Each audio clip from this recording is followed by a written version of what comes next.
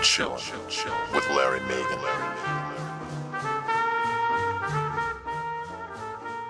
Well, good Thursday evening to you, wherever you may be. Now I sound like Vince Scully now. You know, growing up as a kid, you'd always be, well, good afternoon to you, wherever you may be. It's not funny how that stuff just gets ingrained into you. You don't even realize it. But really, good evening, everybody. And tonight, we're going to feature Roman Holliday in the Classic Film Zone. We're going to talk about that film. Also going to cover, as I have been doing lately, good timing on that phone call, Heather. In any case, we're going to cover American Idol and The Voice, and we'll get into American Idol in just a bit here. You know, they kicked off one of my favorite girls tonight. But a few things here I want to cover first. If you're new to Acorn TV and Chillin' with Larry Megan, please click on the Facebook button over on the right-hand side of the page there and like our Facebook page, you know, if you haven't done so already. Also, we have a Twitter account. You can click on Twitter and you can follow us there as well. And, you know, we put out show alerts as to, you know, when the shows are going to be on and what to look for. And, you know, we do have some scheduling change-ups for next week, especially for Davis After Dark, that we're going to alert you on. I'll tell you a little bit about that. And, you know, help us spread the word. Share this feed on your Facebook page, and that helps us to spread the word. Now, next week, before I move forward tonight, I want to let everybody know that we're going to be doing something a little bit special. We're going to be giving away 2 watches, okay? One on Davis After Dark and one on Chillin' with Larry Megan. 2 very nice gifts. So if you're one of those guys that likes the men's watches, you know, I sell watches on TV. Many of you know that. They're not going to be Sterling's. They're going to be from Porsamo Blue.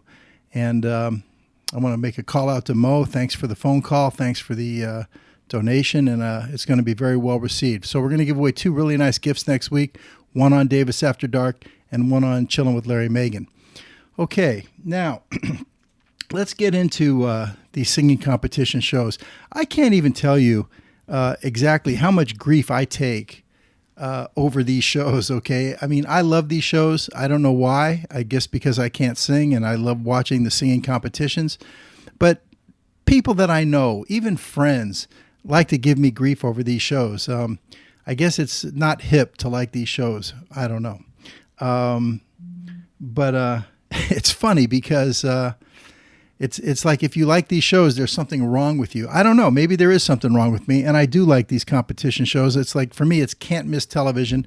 I have my DVR set for them. I know next Monday night I'm going to be on Shop NBC, so I'm going to have to DVR The Voice. And many times I have to DVR American Idol, and I'll watch it at 2 or 3 in the morning, and I'll fast forward through the commercials, which is kind of like the best way to watch it anyway.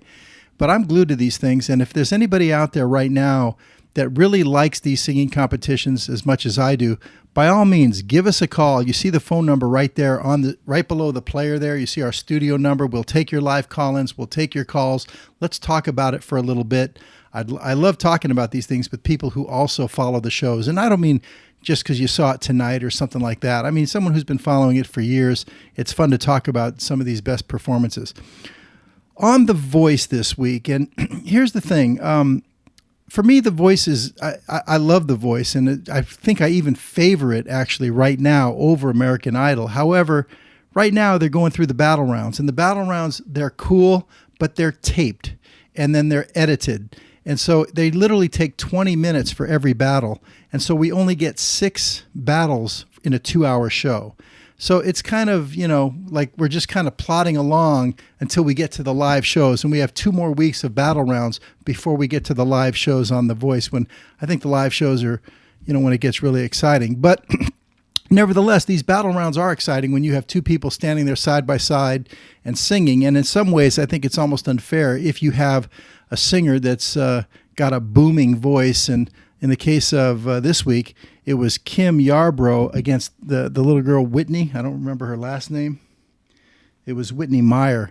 And, you know, that little Whitney Meyer, I remember when on Adam Levine's team, when he turned around and he convinced her, all 4 judges turned around for Whitney, and she's 24 years old, and all 4 judges tried to get her, and Adam said, you can win this entire thing. You can win the whole show. And so she went with Adam. And at the first battle round, Adam puts her against Kim Yarbrough. And Kim is like 50, 51 years old, something like that. And Kim's got this mature, older, booming voice. And the kid never had a chance. And, you know, right off the bat, Adam got rid of her. So it's kind of almost unfair because the girl did sing, did do a nice job. She's an excellent singer. She's got excellent talent. I enjoyed her. But, you know, Adam had to go with Kim. I wouldn't have gone any other way. She really did outsing the little girl. And as CeeLo said, that song was made for a mature woman. So when you get two singers singing the same song in the ring, trying to sing over each other, sometimes it's not really fair. But anyway, it is interesting. And on Team CeeLo, you had this kid, Jamar Rogers. And he's an interesting story because Jamar Rogers, he went up against Jamie Lono. And it's the same kind of a situation. Jamie was the sandwich maker. And CeeLo was the only one who turned around for Jamie. And this kid, Jamie, had a lot of talent. He really did. But he didn't have a chance against this guy, Jamar Rogers. I think this guy, Jamar, established himself as really one of the top 2 or 3 people to beat in this entire competition, the other night. And his story is kind of interesting because he actually had gone on American Idol.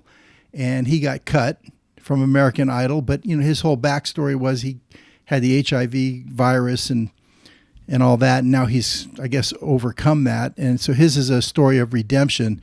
And he sang his face off the other night. And I remember Adam saying he couldn't believe that he didn't turn around for him because this guy looks like he could be a real front runner in this show. But to me, and there was a couple other good competitions, I thought. But to me, the one of the night, of the 6 of them, we're going to show one battle round. And to me, the best one of the night was for Team Christina, or ex-Tina. It was Sara Hill against Geoff McBride. And I don't know if we have the video queued up and ready, but it doesn't show the preparation. It's just the actual song, which is fine. We can't show 20 minutes. But in the preparation, the mentor that Christina had brought in for Geoff McBride was Lionel Richie. And as soon as Geoff McBride opened his mouth, he's a 51-year-old veteran guy. He's been around singing for many, many years, and this was his last chance at a big break and everything. As soon as he opened his mouth, Lionel Richie was blown away. He says he's never heard anything like that without a microphone, just the sheer power of his voice. And, you know, the guy, 51-year-old dude, was tough, man. He was incredible. And she paired him against this girl, Sara Hill, who... Sara Hill's, she looks like one of the early favorites because she was the one Christina ran up on the stage during the blind auditions and she sang with her. That's never been done on the show so far, last year or this year. First time it's ever been done. So it kind of made it look like this girl, Sara, you know, Christina's taken this girl into the finals no matter what. So this guy, Geoff, looked like he was really, you know, not going to have a chance. But check it out. It was a pretty darn good battle.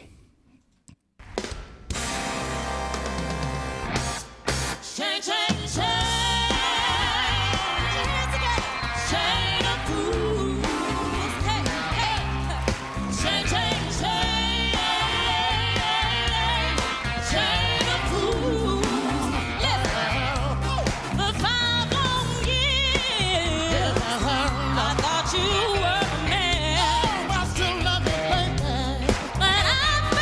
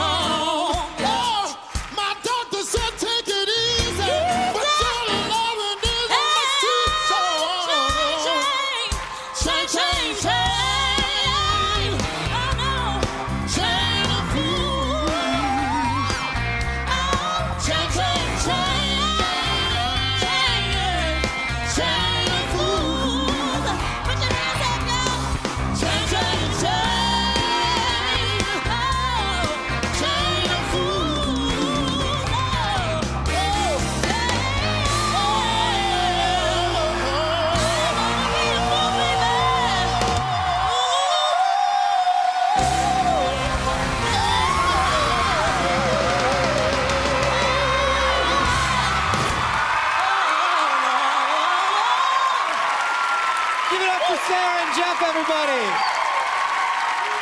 Wow, what a battle. Christina, the final decision is yours. Some thoughts momentarily, but first, CeeLo. I'm pleasantly surprised. I mean, the energy was very high. I thought you guys would just seem like naturals out there. You kind of work well like a group or something, you know what I mean? Thank you, CeeLo. Would you have picked Sara or Geoff? You know, ultimately, I will say my man here still kept more control vocally. You know what I'm saying? Thank you. Thank you, CeeLo. Blake? Clearly, they can both sing the crap out of this song. I mean, clearly, they both are giving this everything they got, which makes it awesome. And so then I'm thinking, how would I choose, you know? And it's like, well, I tell you how I'm going to choose it. Whichever one of these two singers turns me on the most. Can I actually say one thing? I'm sorry. I'm so sorry, man. I felt maybe like with Sara, like it was more of a show. It was like an excellent show. And with Geoff, I felt like when you took your glasses off and you were talking before you started singing again, like you got me right there. That was like, that seemed so in the moment, and that's what made me lean towards you. It turns you on. Is that what you're saying? Sure, why not? I don't know. For me, I don't. I'm going with Sara. All right, Blake. I think that you guys did such an amazing job. Geoff, your power just blows me away. The power that you hold in your voice vocally is unbelievable. Sara, the soul that you evoke when you sing and you go for your runs and you execute them in such a technical way, I have a lot of respect for as a vocalist. I liked how you came out here and you told the crowd, you know, like, come on, get up off your feet. But Geoff, you did not back down at all, which is the sign of a great performer. I guess I have to make a decision here of, you know. Doesn't sound easy, Christina. You know I love you both, and I love the growth that you both have shown me. But honestly, I gotta go with my gut. The winner is Sara. Congratulations, Sara Hill. All right, man. I'll tell you what, she was really shocked. That guy, Geoff, really did a great job. But it's going to be interesting when we get to the live shows on The Voice. 2 more weeks of these battle rounds, and then the live shows, they'll have their top 24. Right now they've got, I think, they're down to like 36 now. All right, now American Idol tonight. What a crazy week for American Idol. You know, if you're an American Idol fan, by all means, give us a call. Let's chat right now. You see the phone number on the screen. I'd love to take your call. But if you haven't heard the news, if you're not a follower of American Idol, this was kind of strange in American Idol history. There have been other contestants that have been thrown off the shows for other, you know, outside involvements and whatever. But this one, big Jermain Jones got kicked off. It's, you know, been all over the internet for the last, not even 48 hours, probably about the last 36 hours, maybe 30 hours, 36 hours. I guess he had 4 outstanding warrants for his arrest, and he never told the show producers about his, you know, his involvement. And they said that one of the warrants did involve violence. The producers brought him in, and they actually aired it out on television last night during the performance show, which personally I didn't really care for that. I kind of feel sorry for this big guy. You say, well, why should you feel sorry for a guy that, you know, broke the law or whatever? Well, I think 3 of them were just traffic tickets, and you know, they're traffic warrants or something like that. So, I mean, you know, it happens. You know, you don't have the money to pay the ticket. You don't show up. You know, I understand all that. But, you know, once they brought him this far, you know, I mean, I don't think his problems would have been that great that where their attorneys, maybe for American Idol attorneys or whatever, you know, help this kid out, you know, go to bat for him, probably pay, you know, $10,000, $20,000, wipes everything off, put the kid on probation or whatever.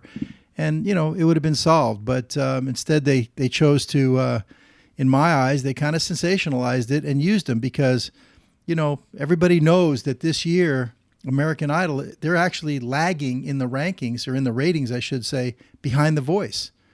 The ratings for American Idol are down this year, and it's, you know, a lot of people are surprised because this year they feel like the talent is much greater than what they had last year, but yet their ratings are down. So there's a lot of people out there that feel there's a, the conspiracy theorist that they knew this kid had these warrants and they wanted to just dramatize it because they do background checks on all of these kids. And the kind of stuff that they found is the kind of stuff that would have turned up on any background check. So there's conspiracy theorists out there that believe that American Idol knew about it. They picked their spot to, put it on TV. They've never done that before. That's the first time. They've had people kicked off before, but they've never done it publicly on television where they had the producers of the show call the kid in.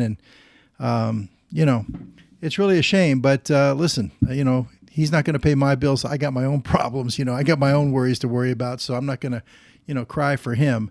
I just thought the whole thing was a little bit eerie and kind of cast a shadow over this week's shows. But let's roll that clip here, Ronnie, where they actually they showed it. Now you say, well, now you're sensationalizing it. Well, I'm just sharing it because it's already been seen by over 40 million people now. So let's go ahead and take a look. With the help of law enforcement, I can now tell you that person is Jermain Jones. Our executive producer sat down with him just last night. Take a look at this. Hi, Jermain. Hello. How you doing, mate? Hi. Just sit down there for a moment, mate. Thank you. Jermain, there's a number of things been going on this week with stories that have been told, have not been told. And we've been given further information that I need to talk to you about. Okay. In March of last year, you were charged, criminally charged, giving a fake name to the police. Okay. Of Joel Jones. In November of last year, again, you were criminally charged and you gave them a fake name of Kareem Watkins. You didn't disclose those charges to us. There are 4 active warrants out for you, actually, to be honest, Jermain, which surprised us, to be truthful. We're not judgmental at all. Lots of kids come to us that have problems. It's part and parcel of what kids go through today, and we know that. If they come clean with us and tell us at the beginning, we can help them. But you did know that you were incumbent to tell us the truth about all of this, and it appears that you just haven't on any level. And what happened with what we're told was a fight? It wasn't a fight. I wasn't fighting. What happened was I had fell down the steps carrying my bags, and the police and the paramedics came because I actually couldn't walk. I have screws in my foot. I see. But nobody was fighting. Why were you charged then? Me and one of my other friends had a disagreement, but it wasn't like there was any fist fighting or any anything like that. Why couldn't you tell us any of this beforehand? I mean, I just was scared, nervous. I didn't want to get judged. I didn't want to get penalized for, anything that happened in the past. I was just hoping that I could just pay it, and get it taken care of. Yeah. And it just didn't work out that way. Well, the fact is we are not allowed to have anybody that has an outstanding warrant against them on the program. And you've got 4 of them against you. You've put us in a very delicate position, really. I apologize greatly. We have to let you go, I'm afraid. I'm sorry, it's the end of the road. I really am too. Yeah. I've got to say, we've just both listened to you sing, and you are absolutely fantastic. That's the best song you've ever sung. It's fabulous. It's fabulous. Thank you so much for the opportunity and everything. Thank you very much, mate. Appreciate it. I appreciate it. Thank you. All the best, mate. Bye-bye.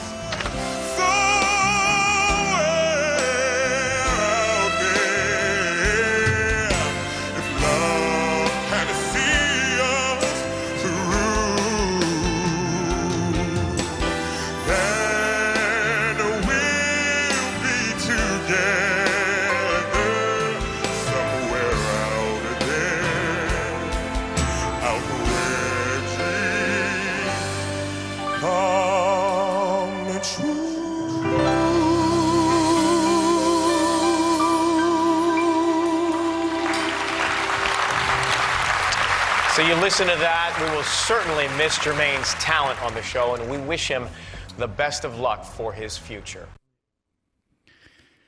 Well, anyway, if they would have known that, and some people believe they did know it, they shouldn't have brought him back. If you remember when they went to the top 24, he was actually cut, and he didn't make it.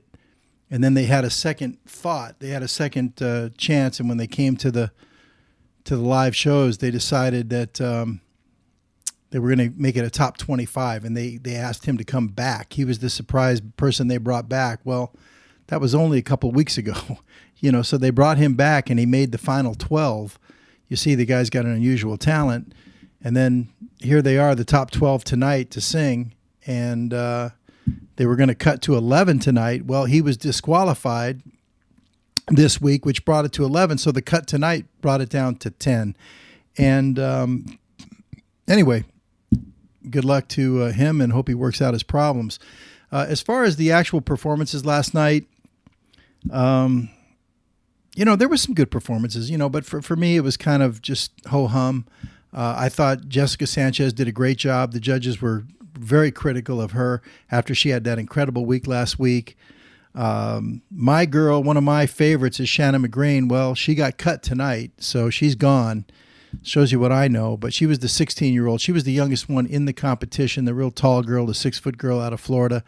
I thought she did better this week than she did last week, but evidently not good enough. She was in the bottom 3, and ultimately she was the lowest vote getter, and she sang for her life, and the judges chose not to use their save on her. So Shannon McGrain is gone. If you're out there on the West Coast, I think that decision is coming up in about 30 minutes for you. But as far as the best performance of the night last night, I think it was hands down Josh Ledet. He's the guy that's the church singer from Louisiana. And I got to hand it to him, man. He really tore it up. And it almost seems like he came out with a mission, because he sang incredible, on the Stevie Wonder song the week before. But even though he sang incredible, he was in the bottom 3 guys, which put him in the bottom 6 overall. And then they sent him to safety. But that means there were 3 guys that actually got more votes than he did. So his fan base obviously is not that great. And even though he did a great job last week with the Stevie Wonder song, it seems like he was absolutely just on a mission this week to say, get out of my way. And he definitely separated himself this week. Check this out. Belt it.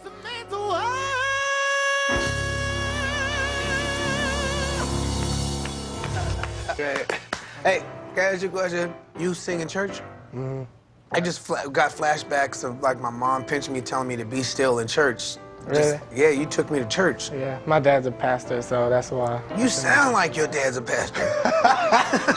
Joshua came a long way this week. I believed every second of it. I felt I was in his house. You say yes, ma'am, to your mom when she call you? Yeah. I say yes, ma'am, to my mom when she call me. If she don't, she knock me to the floor. Yeah, my mom do that, so I chip my tooth.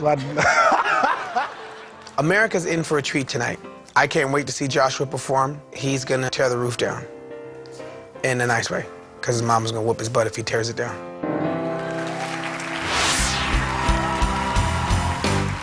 When a man loves a woman, he can't keep his mind on nothing else. He'll trade the world for the good he's found. If she is bad, he can't see it. She can't do no turning his back on his best friend if he puts it down. Well, this man loves your woman. I give you everything I have. Trying to hold on to your precious love. Crying, baby, please don't treat me bad.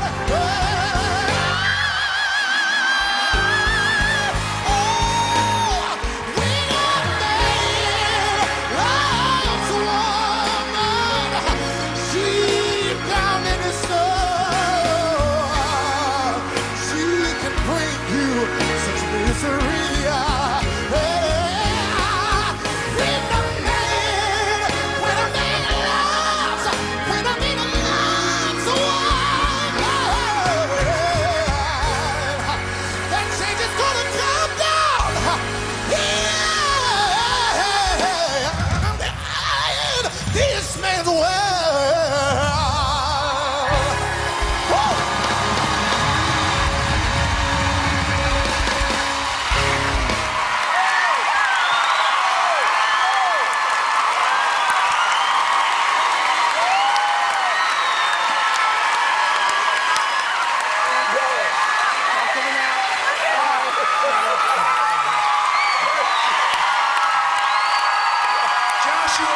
was so good we were up halfway through it. There's almost no words for that. Listen, man. We got some amazing singers this year, and we've been saying all night, me, Stephen, and Jennifer, like, yo, we need a moment tonight. Somebody needs to come out here and blow it out the box. Somebody needs to come out here and regulate Joshua Ledet. That was phenomenal, incredible on every level. I think. The best thing I've ever seen on American Idol. The best thing I've ever seen. Crazy good. My God. You know what, though, Stephen? I'm so excited right now. I got a theory. It's crazy. I got a theory. Where's Ryan Seacrest? Ryan, you know what made this vocal special, Ryan? The fact that me and you were in New Orleans and we brought back that crawfish. That's right. There's a crawfish he was singing for. That's right. Oh, that crawfish so bad. I'm gonna go back there and tear it up. You gave it up so big, God came through your eyes, man. Thank you. That was just the most beautiful performance I've ever seen. And the notes. Oh, man. You're a great singer, Joshua. Percy Sledge, that originally did that song, is somewhere very proud and happy. Wow. I can't stop saying wow. Well, Joshua, Stop me, Ryan. I can't stop. Honestly, this is one of those moments where I'm sitting here thinking, maybe we never go to commercial. Well, it's funny because, it was great. I enjoyed it. I thought it was awesome, but it just cracks me up. Jennifer says that's the greatest thing. I love Jennifer Lopez. That's my girl, but that's the greatest thing I've ever seen on American Idol ever, and Stephen comes up with some great stuff too. I mean, God was coming through your eyes, stuff like that. That was pretty amazing. Now, it got me to thinking when Jennifer said, this is the greatest thing I've ever seen on American Idol ever.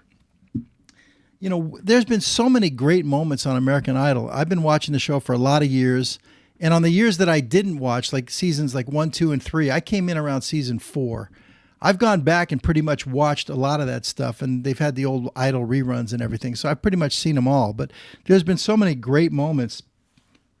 I started thinking, what would be some of my favorite moments? And I wrote down a few, and I actually pulled a few videos, and I'm going to share a couple of them with you. I'm not going to show, I've got like 10 of them here. I'm not going to show all 10, of course.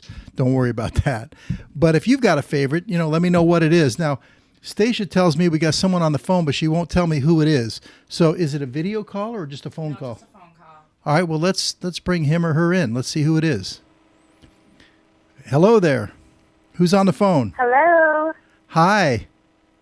Hi. Oh, hi, Happy sweet. birthday, Daddy. Oh, hi, baby. How are you? It's my baby, okay? It's my daughter. Thank you for calling. I'm good, Daddy. Thank you for calling in, sweetie.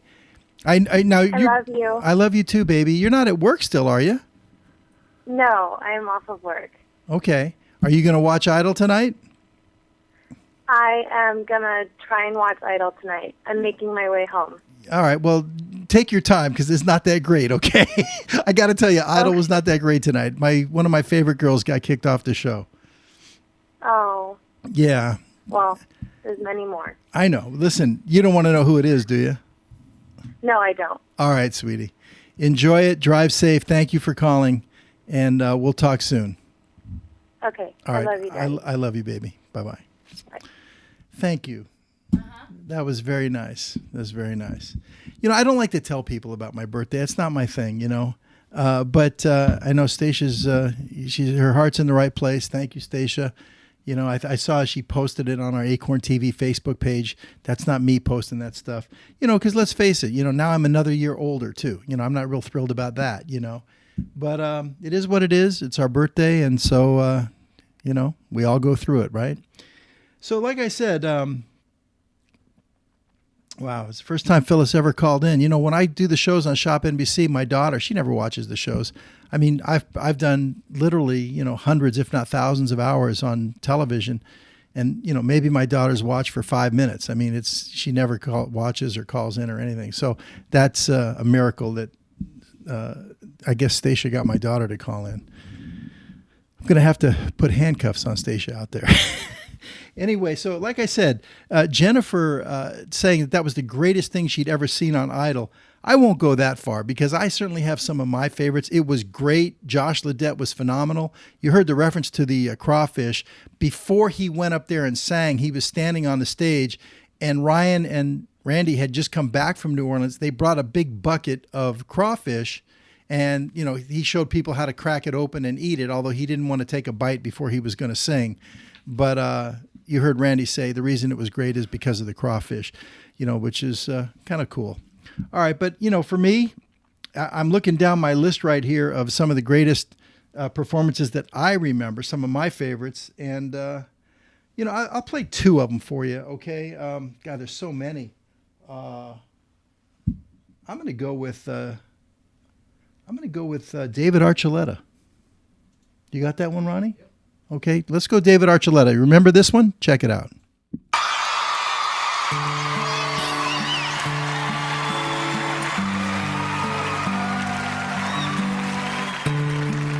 Imagine no possessions. I wonder if you can. No need for greed or hunger. A brotherhood of man. Imagine all the people sharing for the world. You may say I'm a dreamer, but I'm not the only one. I hope someday you'll join us. The world will be as one.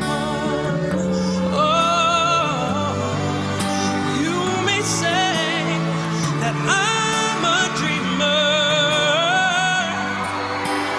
but I'm not the only one.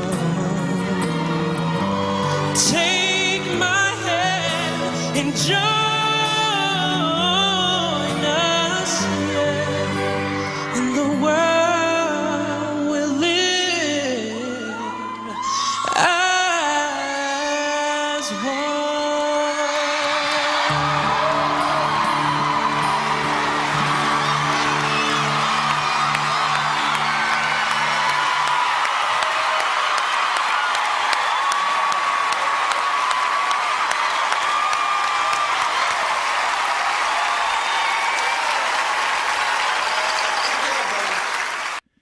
I remember. Do you remember that one? That was shocking. I remember when he did that. The kid was 17 years old, and the maturity in his voice, outrageous. Here's a guy you just can't ignore. You start thinking about all the great Idol performances down the years. This guy's got probably a half a dozen of them in the top 15, okay? And that was Adam Lambert, trying to nail down one of his best. Which one was his best is you could flip a coin because there were so many great ones. But I'm going to go with this one here, Ronnie. A Change Is Gonna Come. Do you see that one? Let's check this out. Remember this? The Sam Cooke song? Check it out. Back with you live. It is too close to call tonight. Time for round two. These songs have been chosen by the man who created American Idol, Mr. Simon Fuller. First up, he's picked Change Is Gonna Come for Adam Lambert.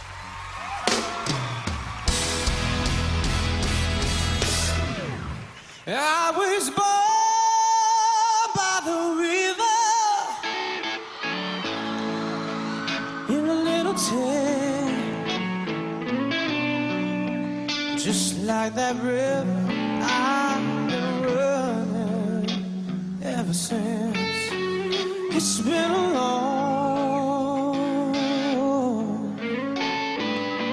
long time coming, but I know change is gonna come.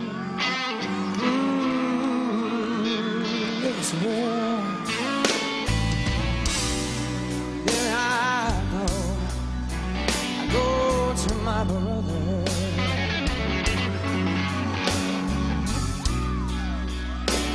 say, brother, help me believe.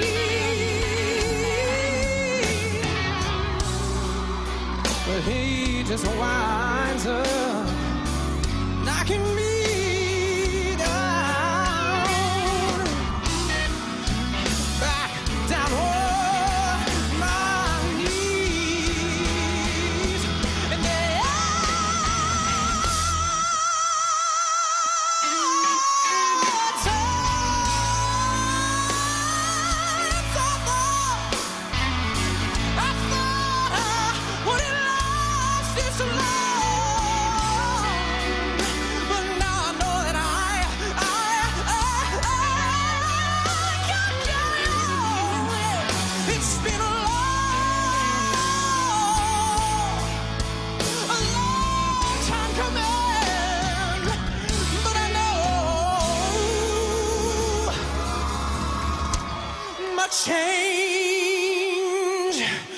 my change is gonna come.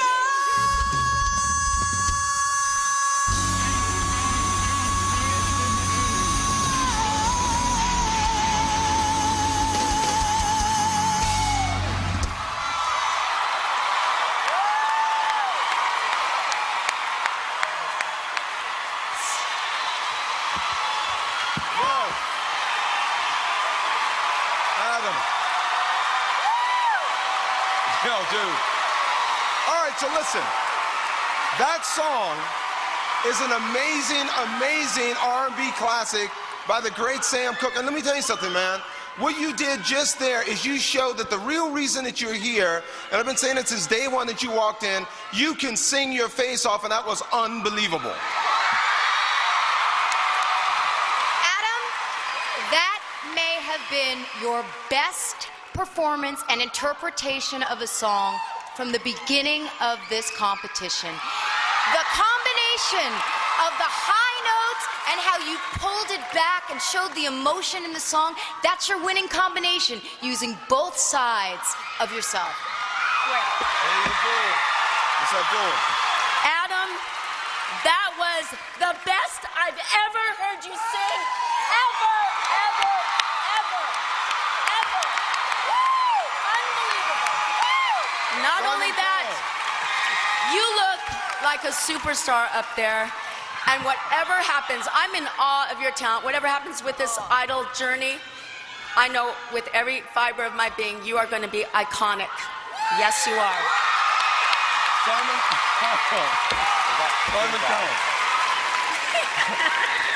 Paula's sort of sitting on the fence a bit on that one, I think. Adam, all I would say after that is you are 100% back in the game. Congratulations. I'll tell you what, Paula, you know, I miss Paula, you know, and then she just got kicked off of the X Factor now, which is too bad. But Paula cracks me up. You know, first we heard Jennifer Lopez saying that Josh Ledet was the greatest thing that she's ever seen on Idol. And then you hear Paula saying that that was the greatest thing. So that was pretty funny.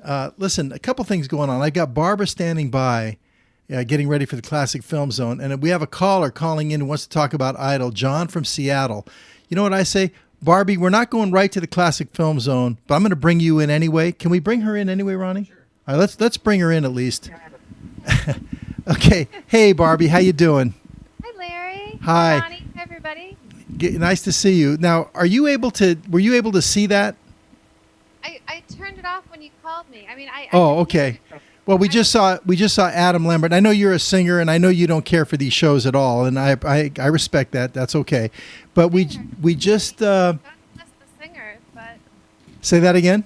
I like the singers. I mean, I understand why everyone wants to do it, and I appreciate their talent. I just don't like the competition thing. Yeah, I understand that.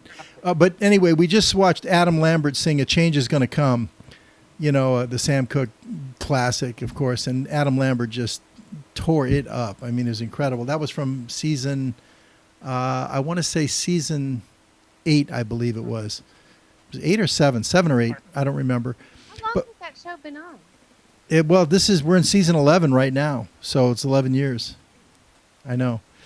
But we also have John. Hang tight with us. I didn't want to leave you just sitting over there waiting, Barbie. So just hang with us. Stay with us here. Because there is one more I have to show. Okay. But we have John from Seattle wants to talk about American Idol. Hello, John. You're on with us. Hi. Happy birthday, first of all. Thank you very much. I appreciate that. I thought you stopped having birthdays. I know. I'm like Jack Benny. You know, once I hit 39, that's it. You know, it's 39 and, you know, I'm 39 forever, you know? No, your staff said to wish you happy birthday, so. Oh, gosh. They set you up. They set you up. Yeah, I know That's not why, they did. that's not why I called. All right, well, what did you want to talk about? Well, I know. Hattie must not have seen this Adam guy because this guy had so much more control than Joshua Ledet. I thought. Well, you know? yeah, I mean, just totally different, I guess. But I don't know about who has more control, but they were both great. If I had to rate the two side by side, I don't know. It's almost a coin toss. But I freaked out for Adam Lambert. I mean, everything he did every week was just incredible, incredible, incredible every single week. The only one that maybe was a little bit of a misstep, if you remember that season, was when he sang Ring of Fire. He kind of put a real funky spin on it, but for me anyway. But other than that, everything he did, Satisfaction and Tracks of My Tears and It's a Mad World, he did that twice. And he did Black or White. I mean, everything he did, he did It's Feeling Good when he came walking down the steps, if you remember that. It was amazing to me that he didn't win that year. So Chris Allen won, but it was probably a blessing that he didn't win, actually. So I guess that's the key that you got your finger on it there. We'll see how Josh does as we go along here. See if he can be consistent. I don't think Josh is going to win this thing. I think he might have the most talent, him and Jessica. I want to see him, Josh and Jessica do a duet before this season's over. But I just don't think Josh has the fan base to win this thing. He's kind of gospel-y church, and his talent is down to his toes. But I don't know if he's got the fan base to win this thing. Yeah, I think you're probably right. But anyway, yeah, Adam's one of my favorites in all these shows. Yeah. Well, I thought he was really good. Yeah, well, there's so many. When I start thinking about all my favorite performances, I put down Fantasia Barrino, of course, when she did Summertime in year 2. That was, or year 3, I take that back. That was an all-timer for sure, one of the top 10 Idol moments in history. We're not going to show them all, but I have a personal favorite, and we're going to show it. Do you remember Catherine McPhee? I remember the name. I don't remember the performance that you're probably going to pick. Do you now? Of course, Barbie. I know you probably just met Catherine McPhee. Did you? I know the name. Well, you told me you just did an extra spot. You're in New York, of course. And you performed as an extra on Smash. Oh yeah, you love her. Yeah, she wasn't. I don't think she was on the day that I did the show. Okay. Deborah Messing. Well, if they call you back to do another extra spot on Smash, go out of your way to meet her, okay? She's a Valley girl. She's from the San Fernando Valley. And when she did Over the Rainbow on American Idol, I was hooked. That's my girl now, forever. Yeah. I'll try to get her on the show, Larry. Okay. Oh, God, please, I'll have to give you the pink slip to my car, okay? If you could do that. All right, let's check it out. Catherine McPhee, all-time Idol moment. Check it out.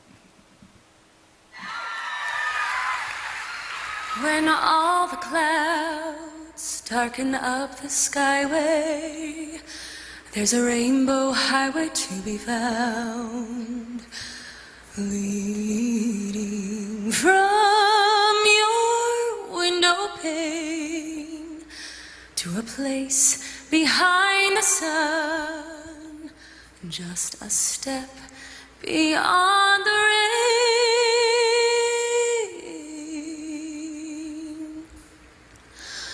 Somewhere over the rainbow,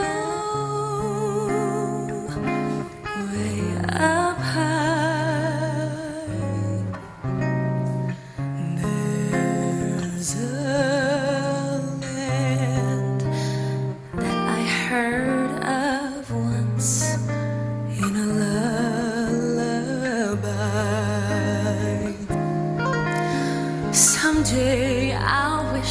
upon a star and wake up where the clouds are far behind me, where troubles melt like lemon drops away above the chimney tops.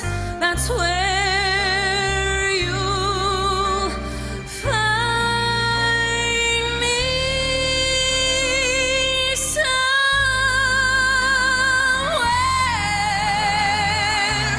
over the rainbow. Birds fly.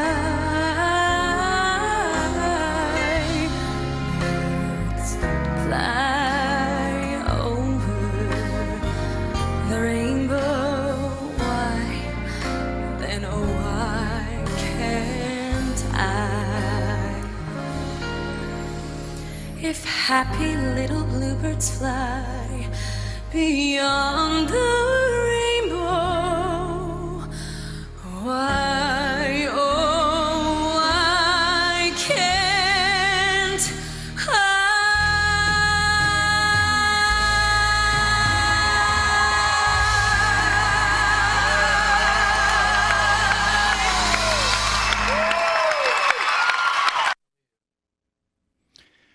Well, I mean, for me, again, it's an all-timer. So, you know, you start thinking about all those great Idol performances. To me, that's got to be one of the top 10 right there. John, thank you for calling in. Anything else?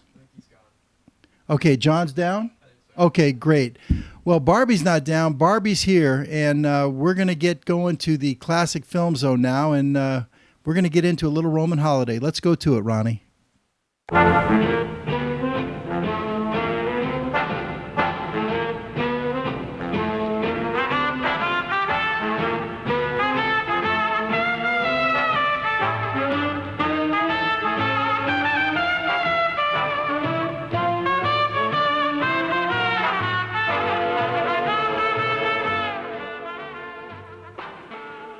You're up, Barbie. Hi, Larry. Okay, is everybody ready for Roman Holiday, directed by William Wyler from 1953? I think so. And Gregory Peck.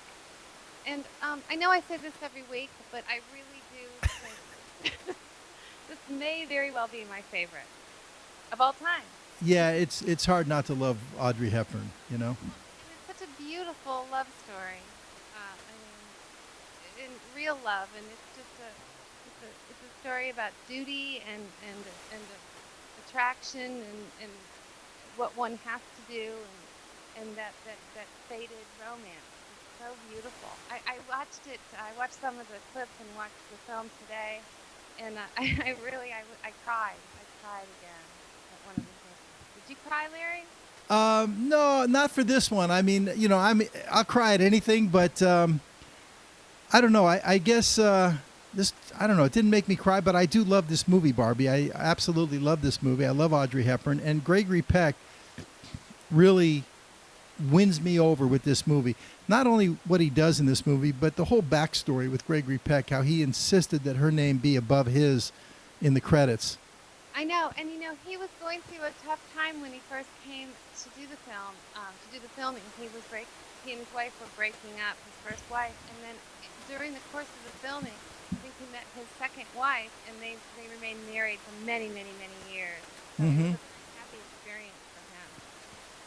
All right, great. So where are we going?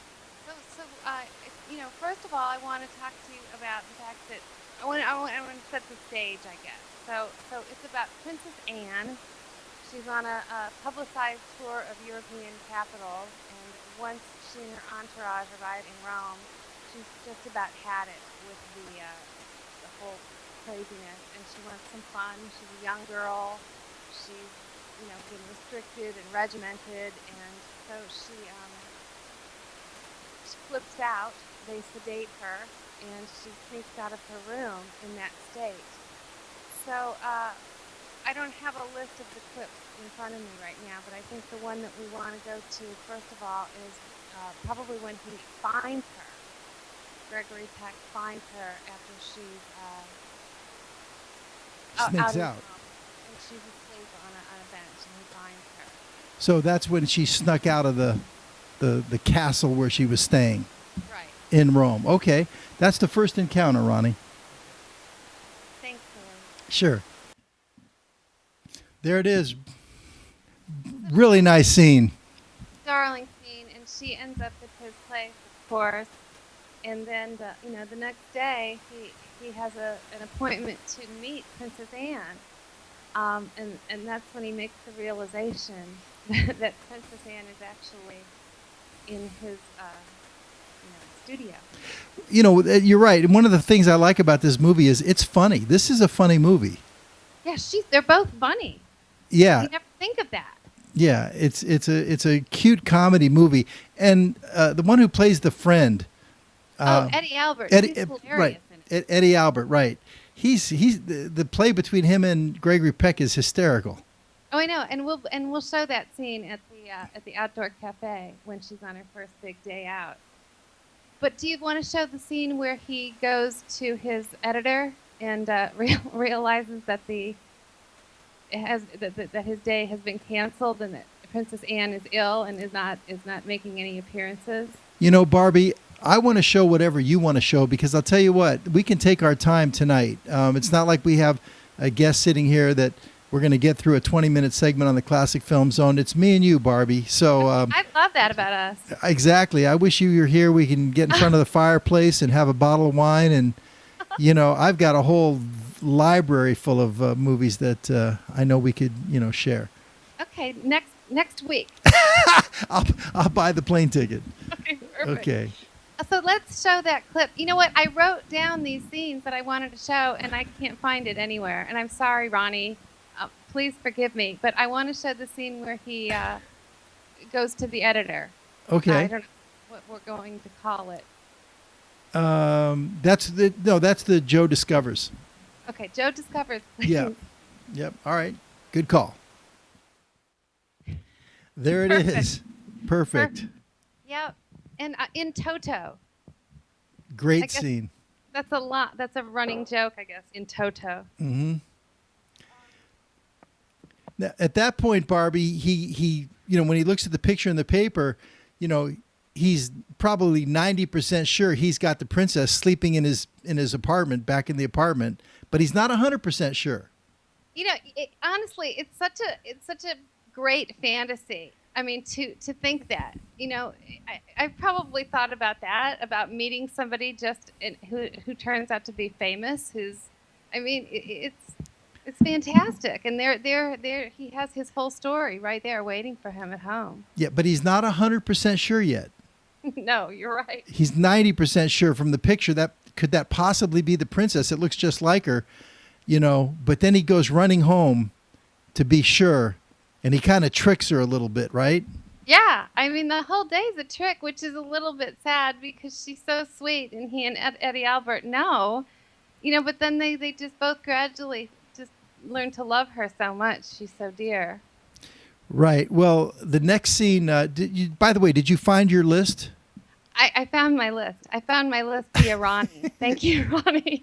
Okay, cool. I wanted to show the haircut scene because the barber figures into the later part of the movie, which is so cute. And she embarks upon her day with her beautiful long hair, which is, befitting of a princess, but not really befitting of the time period that it is. And she wants to fit in and be young, and so she goes to get her hair cut with her few dollars or whatever that she has with her. She's running out of money, for one thing. And she gets an ice cream and she gets her hair cut, which is so darling. Yeah, that's a great scene. So we're going to skip the part where he tricks her in the bed, as far as when he confirms who she is, right? Yeah, because then we'd be showing 14 clips. Okay. We're going to have to cut it. All right. We'll go to the haircut. Good call. Okay. Very nice. When you're as beautiful as Audrey Hepburn, you can wear your hair long, short. It doesn't matter, Barbara, we're not getting any audio from you at all.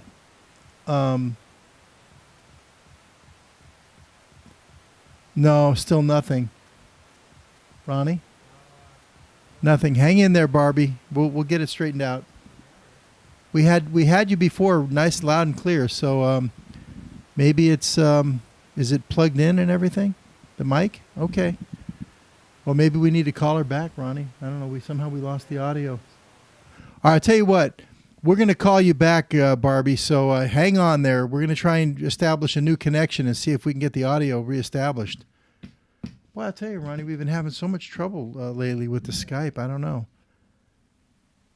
No, nothing. Zero. Now it's nothing. Hold on a second. Here's what we're going to do, Ronnie, while we're doing that. And here, take this so you can at least have a communication, okay?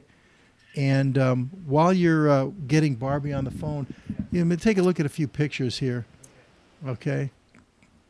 Let's do that. It's me. Oh, we just got you back. Okay. I didn't do anything differently. I don't know. We've got you now, Barbie. Thanks. Okay. Okay. Anyway, that was a nice scene with the, as I was saying, when you're as beautiful as Audrey Hepburn, you could wear your hair short, long, medium. It doesn't matter. She could probably shave her head and she would look great, I know. That bone structure. You can't beat bone structure. Yeah. But that was a nice scene, with the haircut, and also it serves a purpose in the movie. Like you were saying, she wants to be young and see the, be stylized like the young people were and everything with the short hair. But it also plays into the whole thing is why people don't recognize her as the princess because she cut off all her hair. Yeah, that was a pretty good move on her part.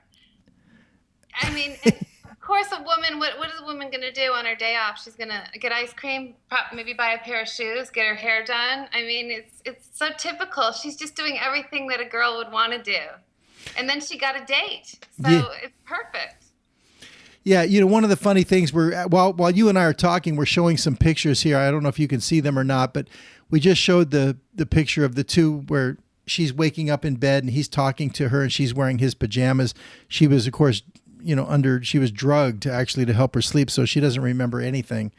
Right. And one of the funny things to me about it is all she knows is being a princess and having servants. So she says, "You may sit down." Remember that? She tells him, "You may sit down." Fantastic. You may withdraw. It's just it's comical. Well, the screenplay, I wanted to talk to you about that because it was written by two people, John Dighton and a man named Dalton Trumbo. And Dalton Trumbo did not get screen credit because he was on the Hollywood blacklist at that time. Okay. When it was released on DVD in the 2000s, he finally got full credit, but he was one of those amazingly talented people who in the 50s got put on the blacklist. And it's such a shame because it's a brilliant screenplay. I mean, most of the time when you have a great film, it's because the screenplay itself is so good. Yeah, very clever. It's absolutely clever. No question about it. Speaking of the Hollywood blacklist, an actor who I really came to, admire was Larry Parks. And, he was put on that blacklist as well. And we never really heard from him after that. His career was ruined. And he was so wonderful as Al Jolson. I mean, I don't even know who else could have done that. It was amazing. Yeah, that's great. Those are two great movies. Jolson and Jolson Returns, I think. Jolson sings again. The Jolson Story and Jolson Sings Again. And if you're into those, maybe we'll have to do those one day. That would be fun. Fun to do. Yeah, it's one of my all-time favorites for sure. I didn't know that. That's fantastic to learn that. Oh, I absolutely love that movie. It's a movie I can just watch it. I could watch it 100 times. It's amazing. Yeah, my friends who are into the 1920s here in New York, we're all on that wavelength. We've all watched that a lot of times because of that. No kidding. I mean, what an entertainer, though. He's up there. I mean, you're such a Judy fan and Al Jolson. Oh, my gosh. Yeah, we call him Jolie, okay? Of course we do. Yes, naturally we do. I know. It's Jolie. We got to do a Jolie. I'm glad you're into Jolie, so we'll have to check that out next time. I'm super psyched about that. Oh, absolutely. Go ahead. Let's talk about the director a little bit. Okay. Because he had a really prolific, long career. His first Oscar nomination was for a film called Dodsworth in 1936. And then he did Wuthering Heights. He did this wonderful film. He did Jezebel. He did Mrs. Miniver, The Best Years of Our Life. And he did Ben-Hur. So he and won so many Oscars. And so many of the people, his actors, won Oscars, really because of him, I guess. Yeah, well, of course, we didn't really talk much about the Oscars, but Audrey Hepburn won an Oscar for this. It was her first movie in America. Right. I think she had only done 2 other films, maybe. Yeah, in England, and then she comes to America. She wins an Oscar right out of the box. What else? Was there any other nominations or Oscar winnings out of this movie? This won for screenplay, and I think clothing or something. I know, costume. Yeah, costume design. That's what it was. So, and I mean, who wouldn't want to design her clothes? So what a perfect, and then she had that ongoing relationship with Givenchy, who designed most of her clothes for her whole life. So, I mean, perfect. Right. And this was the project. Is this the project where she met Givenchy? I think it is. Yeah. The story I heard on that was that, I don't know if she called or whatever, and he wanted to have an appointment with, was it Hubert Givenchy? And, or I forgot the first name, but anyway, they made the appointment and they said Miss Hepburn, and he thought it was Katharine Hepburn. Yeah, I mean, either way. And it turned out to be, of course, Audrey Hepburn. Yeah. And maybe initially it might have been a disappointment or whatever, but then of course it went on, like you said, it was a career-long relationship. Everything she did, was Givenchy. And I remember I think it was it Funny Face or Sabrina? It might have been Sabrina, where Edith Head got the Oscar for the wardrobe or whatever. But the only thing that she wore, I think, of Edith Head's was, I think, when she was the chauffeur's daughter. But then after that, everything else was Givenchy. She had her own designer just for her for that movie. But Edith Head got the Oscar, I think. Right. Well, when she came home from Paris, she was all Givenchy'd up when she, finally, came home a grown-up lady. And she had all those fabulous Parisian clothes. I love Sabrina. Yeah, but her relationship with Givenchy was started in this movie, correct? I believe that's right. Yeah, that's I think awesome. So. She was nominated. Well, she's actually one of the few actresses that has a Tony, Grammy, Emmy, and an Oscar. Yeah, and then, of course, not to mention, you start talking about Audrey Hepburn on the humanitarian side as well. That puts her in another league altogether, Right, I know. And she raised her children. She took up time. I mean, she was offered scripts time after time. She wanted to stay home and raise her boys, which, I mean, that's just so lovely. Mm-hmm. There's nothing, she was perfection. Yeah, absolutely perfection. No question. No question. I mean, everything she does, My Fair Lady, it's hard to nail like one picture, and maybe that's why I'm not so crazy. I mean, I love this movie. I really do love this movie, not just because of her, but Gregory Peck too is just, he won me over for sure. But there's so many other Audrey movies that I like more than this one. Really? Yeah. I mean, I love this movie, but again, I love everything she does. But I favor Sabrina over this one. I love Funny Face. I love Funny Face. I love Funny Face too. I absolutely love Funny Face. Fred Astaire, and she actually sings. She does the dance, of course. And then, of course, how can you not love My Fair Lady?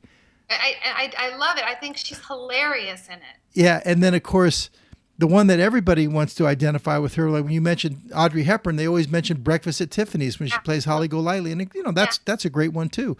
So and that wasn't even supposed to be her role. I think they wanted Marilyn or somebody more voluptuous to play that role. No, she was perfect. Made that her own, totally. Yeah.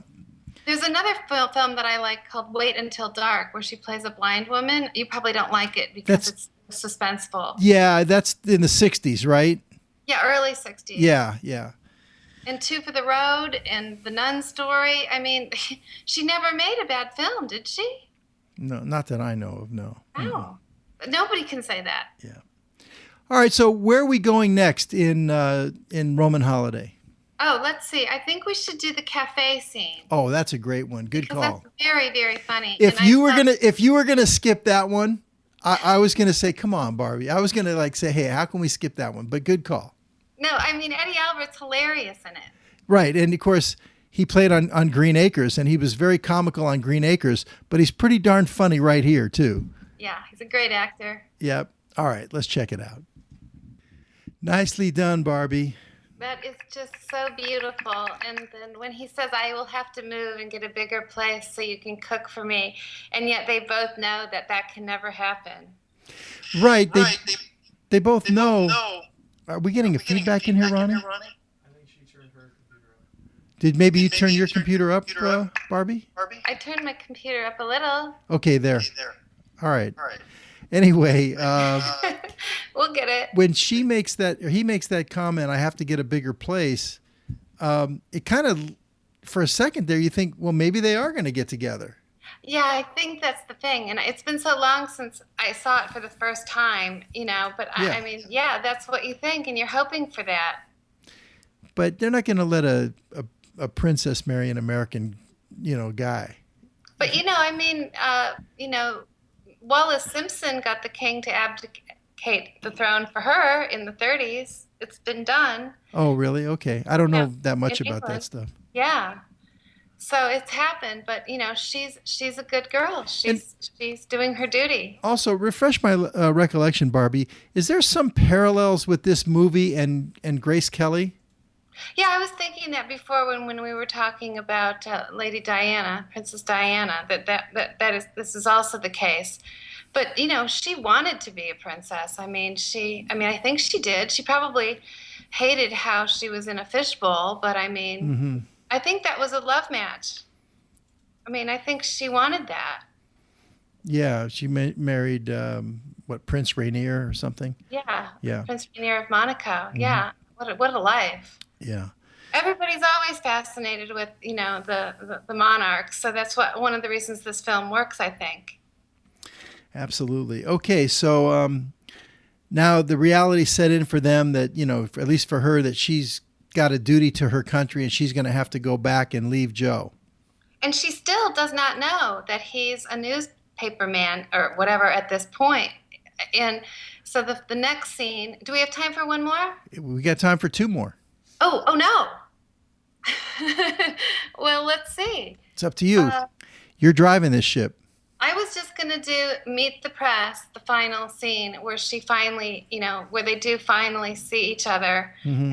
And she is the princess and he is a member of the press, and she makes that realization. And by this time, since we're going to skip over, the second thoughts, by this time, Joe Bradley has already made up his mind that he's not going to sell the story. And not only is he going to miss out on the $5,000 that his publisher promised him, but he's also going to lose, what was it, a $500 bet? Right. So he's going to even lose $500, not only not collect the $5,000, but he's going to lose $500 just because he couldn't bring himself to sell the story.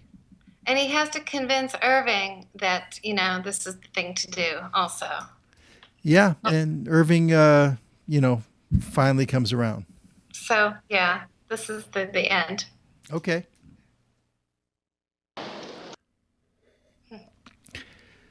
Well, we did pretty good, Barbie. We only showed 7 of the 14 clips.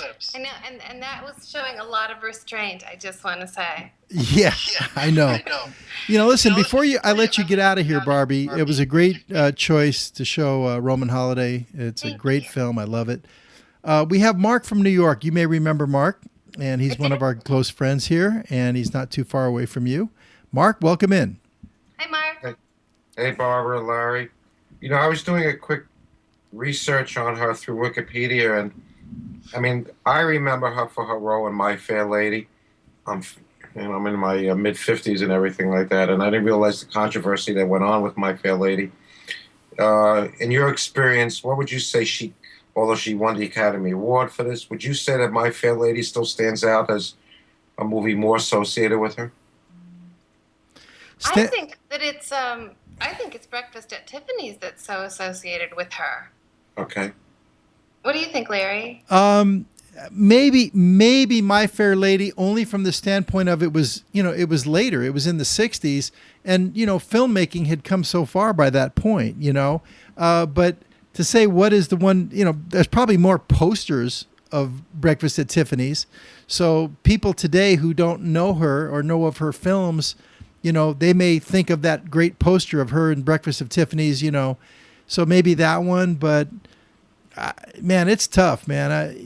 I think it's both. I think it's Breakfast at Tiffany's, and also, but the controversy about Julie Andrews not playing it, in the film. Is that what you're talking about? The controversy?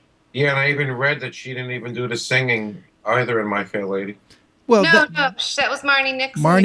Marnie Nixon did the singing, but that was, very well known. I mean, that was really no secret. Marnie Nixon got screen credit for that.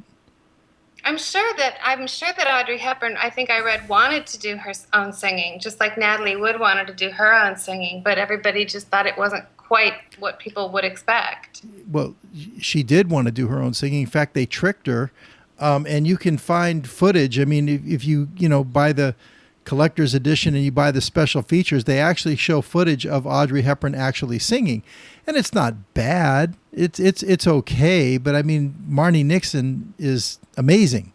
Well, that's true, but I mean, Rex Harrison really couldn't sing either, and they let him just sort of do that talk singing. So I don't know what I think about that. Yeah, that does take a little bit down from it knocks it, My Fair Lady down a notch because she didn't do her own singing in that, but it is still one of the greatest musicals of all time. So definitely, I love all the music. I love all the characters in the film. I love that movie. I've seen it many, many times. So what do you think you're going to? What do you have up your sleeve for some other movies? Well, next week, I mean, Barbie, I don't know if you recall our conversation, but we don't have to stick to it because you and I usually like to talk on Fridays. Right. But if you recall, we were talking about, Love Me or Leave Me. Oh, yeah, that's coming up. Love Me or Leave Me, Take Me Out to the Ball Game's coming up. Maybe at some point we'll do It Happened One Night. Now we want to do Larry Parks, salute. Yeah, you're not going to have to twist my arm too hard to do the Jolson story. That's for sure. Yeah. But Love Me or Leave Me with James Cagney and Doris Day. I mean, there's two of my favorites right there in one movie. Exactly. Yeah. What do you got? Any suggestions for us, Mark? I'll tell you the truth. At this hour, I just want to stay up to wish you a happy birthday, Larry. My mind is a little fried right now. All right. Well, listen. Before I let both of you go, I guess in New York, almost here too, but in New York, it's now officially my birthday. And so what I want to do for my birthday is I want to give Barbie a little plug because it's for your birthday? Yeah, that's what I do, Barbie. I think that like when it's our birthday, we're supposed to give to others. I mean, I always would, buy my daughter a gift on my birthday, and I've kind of gotten away from that. But anyway, so I want to give you a little plug, Barbie. It's been a while since we've shown, some of what you do. And so I grabbed one of the clips. It's Bluebirds. And of course, if you're not familiar, Barbie does our Classic Film Zone because she has such a passion for the classic films. And that's what I love about her, too. But she's also a tremendous jazz singer. She specializes in the 1920s styles, although she can do, you do stuff even more current than that. But this is this is your video, Bluebirds. Right, from the Iridium. From the Iridium. Let's take a look at it. Thank you.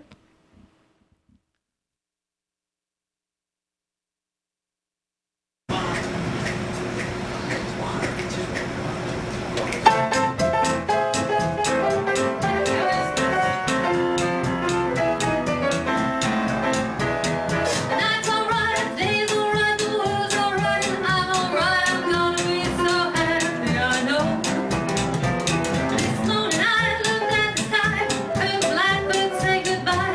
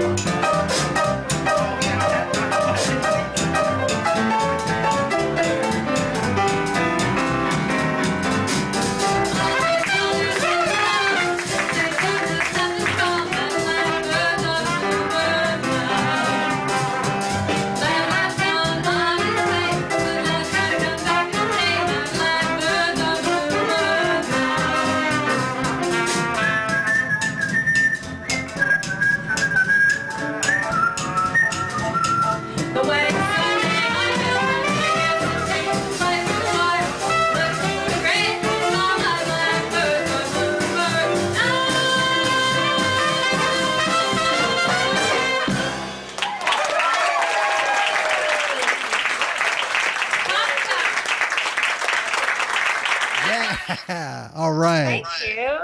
You know, you pulled a little Jolie out of the hat right there with the whistling. Oh, yeah, I always whistle. I whistle on every album that I make, and I do it a lot. It's fun. My dad taught me when I was really little. That was cool. Hey, Bob, Thank you for question for doing you. that. Go ahead, Mark. You going to be performing in this city anytime near term? Well, I'm actually going to be back at the Iridium on June 19th. I just got a new date. I mean, I have other things before that, but that's one of the better, bigger dates that I have coming up. So come out. That would be great. No, I'd love to. Thanks. That would be Thank you. awesome. What date is that? What date is that for out on? Is that a weekend? It's a Tuesday. A Tuesday. Yeah, I know. Well, if you can stay up this late on a Thursday. Mark, there's no way you know your schedule this far out. Well, that's a different issue. Okay. Larry, do you have time for some Judy Garland? I think you don't. Well, we're gonna. I always show one Judy Garland number every show. Was it last week? I think last week for the first time ever, I didn't do a Judy Garland number. I kind of dedicated it to Jorda Sunga, who's on The Voice. She's a young girl and she's still chasing her dream. So we showed some Judy pictures while she was singing, you know, one of her songs that she did, "Knocking on Heaven's Door," and that was from 7 years ago on Rockstar in Excess. I don't know if you remember that show, but you don't like those shows anyway, Barbie. That's okay. But I do like Judy. Yeah, absolutely. We're going to do a Judy number. Any final comments on Roman Holiday?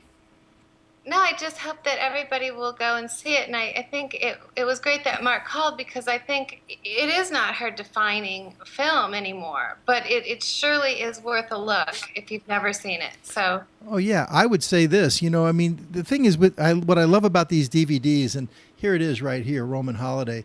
I mean, you could pick this up for probably $10 or maybe 15, you know. But I say, you know, buy them in those boxed sets where you get 3 or 4 or 5 different ones. And I mean, it's such an incredible investment. I like buying them, you know.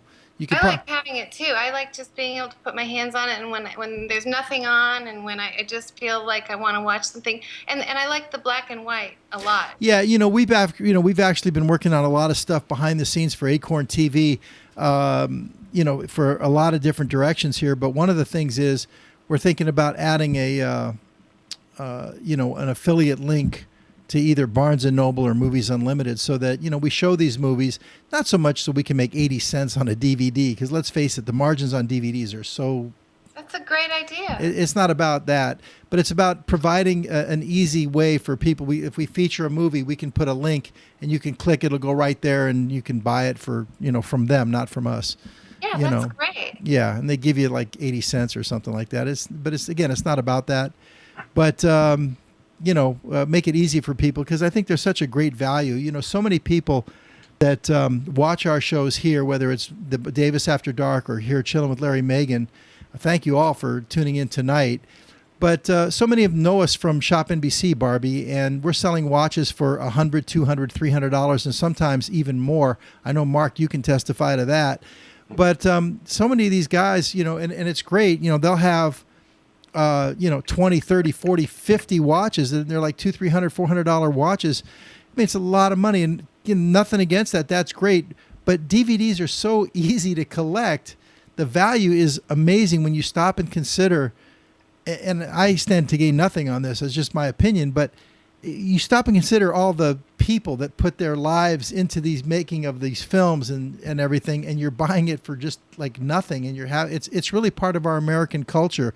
And just like you, Barbie, I want to keep it alive for people out there that aren't aware of these great films. Well, I think we need our own show on Shop NBC selling classic films. Well, the problem with that, Barbie, is the margins are just so tight that, you know, you'd have to sell like 1 million of them. You know, you'd have to sell like 20,000 of them to make any kind of dent. Darn. Yeah. You know, Larry, it's a shame that you can't take one movie which kind of gives a little composite of everything. It's still my favorite, because it gives people really a history of the whole stage of the musicals and so forth, and do something on like That's Entertainment. Oh, yeah, I love that. Yeah, I mean, you're talking about the whole MGM series, That's Entertainment? Absolutely. Yeah, yeah. Well, you know, like I said, we're gonna get that set up, and we'll put links on our site. So, and then each week, whatever movie we're featuring, we'll make a specific link so that people can click on it and just make it easy for them to buy it if they want and enjoy it at home. You know. Well, with that, Barbara, if I'm in town, I'll see you at the Iridium. And Larry, have a lovely birthday. It's about time for me to say good evening. Thanks, Mark. Thank you, Mark. Okay, so long. Thank you. Larry, happy birthday. Oh, thank you, Barbie. Thank for you. having me. Okay. Thanks, Ronnie. See you later, Barbie. Guys, next week. Bye-bye. Okay, bye-bye. All right, I think with that, Ronnie, it's time we're going to go to our Always Chasing Rainbows.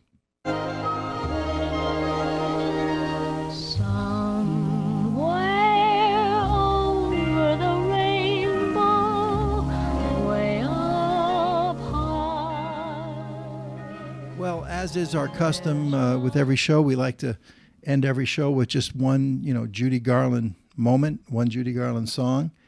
And I want to thank all those people that joined us tonight and also who posted, birthday wishes on my Facebook page, and I appreciate that.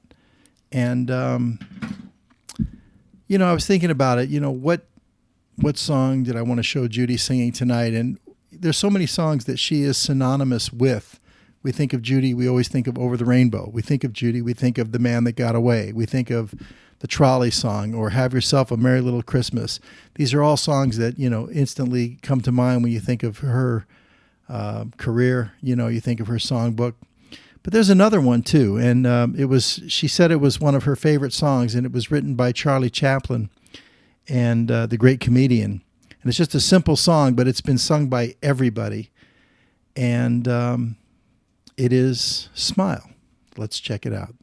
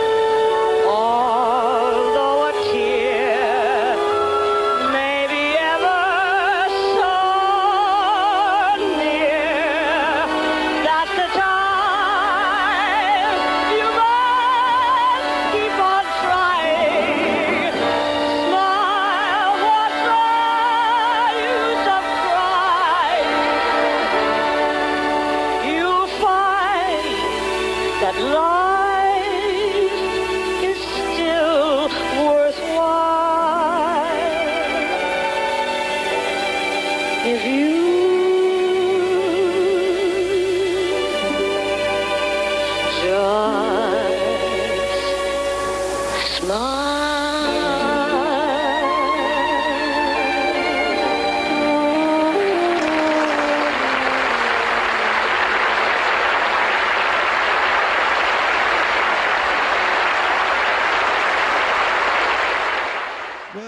that sums it up for me. You know, smile no matter what, and that's what we're going to do. So until next week, I'm Larry Megan. Peace, love, and all good things.